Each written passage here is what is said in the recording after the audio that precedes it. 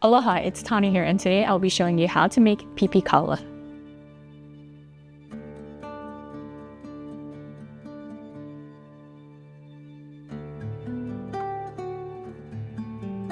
So the first thing that we're going to do is prep the meat.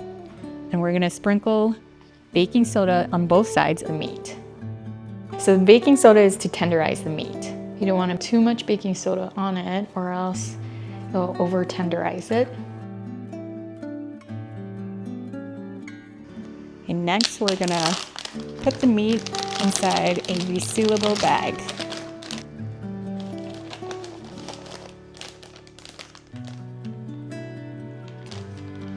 We're gonna set the meat aside and start working on the marinade. For the marinade, we're gonna use shoyu, water, brown sugar, oyster sauce, garlic, and ginger. Okay, we're gonna whisk it until the sugar has dissolved. Now that the marinade is made, we're gonna add it to the bag with the meat. You don't always need to use ribs, you can also use flank steak. Okay, now we're gonna close the bag and take out as much air as you can.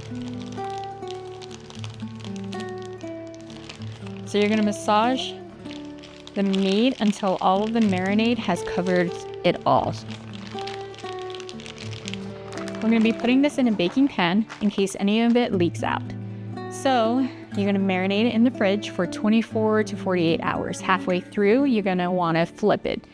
48 hours will bring you the best results. So the meat has been marinating for 48 hours. I'm gonna open it up and we're gonna start prepping it by pat drying them. And you're gonna do it to both sides of it.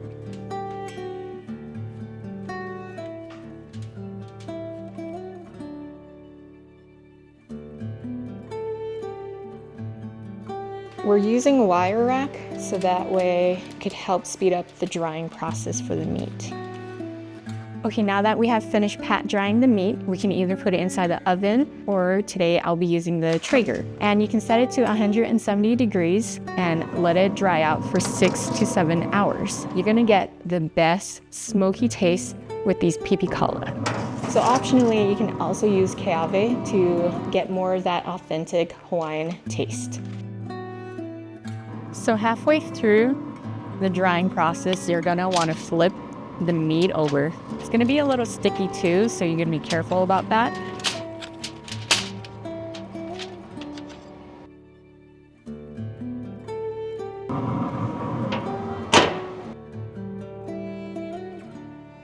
Okay, so it's been about 6 hours and we're gonna check on the Pipikaula.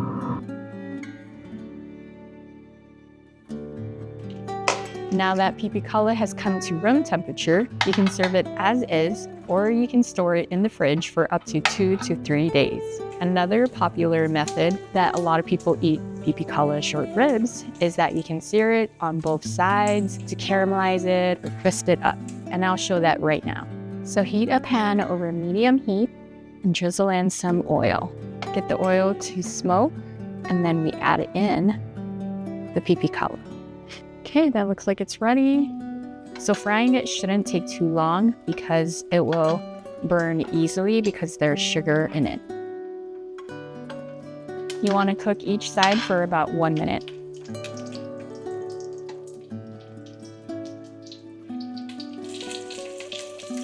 The last part is that we're gonna cut them up and we're gonna serve them.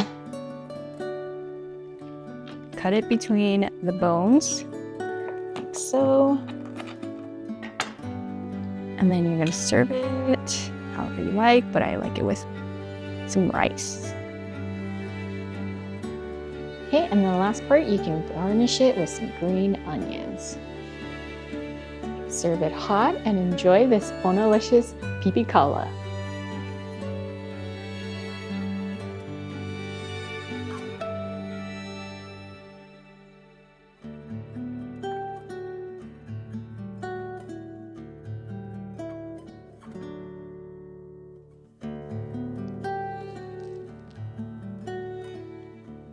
So good. So, oh no.